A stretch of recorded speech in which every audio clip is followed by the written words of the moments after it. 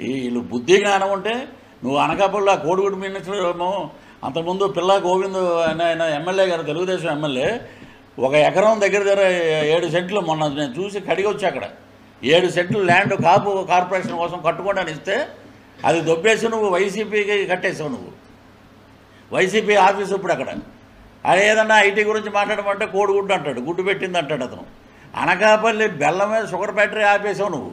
ఆ బెల్లం గురించి ప్రపంచ ప్రసిద్ధి. ఏ గ్రేడ్ ఏంటో అది చెప్పు నువ్వు. నీకు ఐటీ మినిస్టర్ ఎవడు ఇచ్చాడు నాయన? మన దౌర్భాగ్యం కాకపోతే ఇవన్నీ చూసాం మనం. ఒకటి ఇరిగేషన్ మినిస్టరు, అది ఏం తెలుసు ఇరిగేషన్?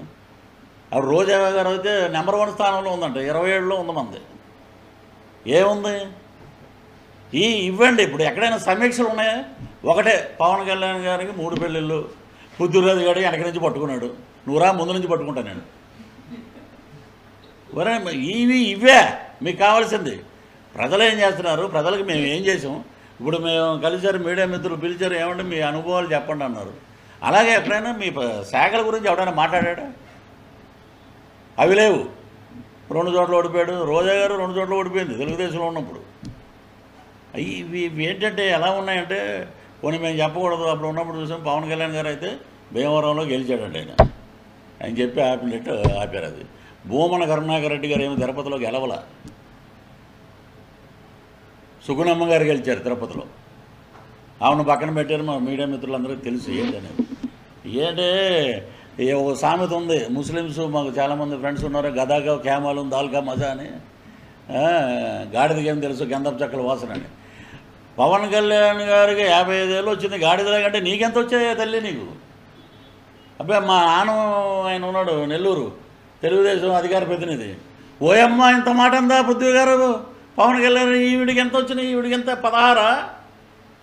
ఈవిడికి ఉన్నాయి కదా ఇంచుమించు 50 పైన. ఇలాంటి మాటలు మాట్లాడే వాళ్ళందరికీ ఫుల్ స్టాప్ పడే రోజు దగ్గరలో ఉందండి.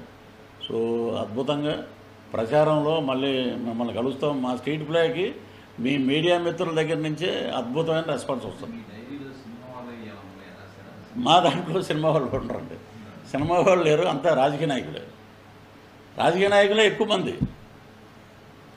దరిద్రులంతా అయ్యే చాలామంది ఉన్నారు. ఒకళ్ళు బాటిల్స్ పట్టుకెళ్ళి వాళ్ళు, కొంతమంది మన సకల శాఖ మంత్రి ఒక ఆయన ఉన్నాడు, ఆయన పేరు అనవసరం, ఆయన మెప్పు పొందితే వీడికి ఎమ్మెల్యే.